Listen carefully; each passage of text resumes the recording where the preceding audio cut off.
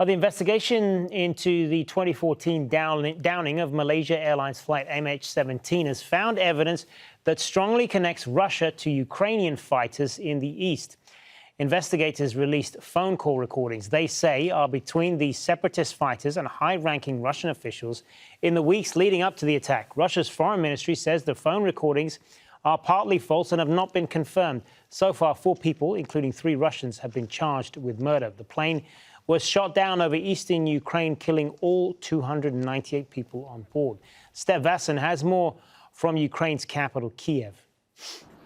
Some very interesting details are now coming out of the joint investigation in the Netherlands about the downing of MH17 here in Ukraine 5 years ago. Intercepts of phone conversations between leaders of the separatist movement here in the east of Ukraine with the people, high officials, lower officials in Moscow, are now being published. And one of these high officials is Vladislav Surkov, who is a special advisor to Vladimir Putin on Ukraine. And in another phone call, the Minister of Defense, Sergei Shoigu, was mentioned, also a very close confidant for Vladimir Putin. And in that phone conversation, the leader of the separatist movement said that with a mandate of Shoigu, men were traveling from Moscow to the separatist area, basically to remove the leadership of that separatist area. All these details are important to basically paint a picture.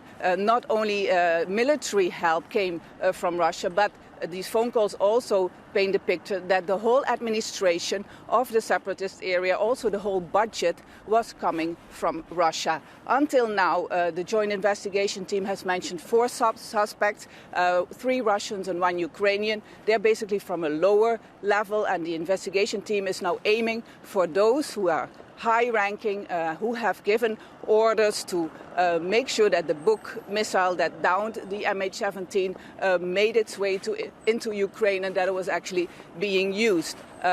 It's very doubtful that any of these suspects will actually go to the trial, which starts in March next year in the Netherlands, but there will be this trial and more suspects are possibly going to be mentioned.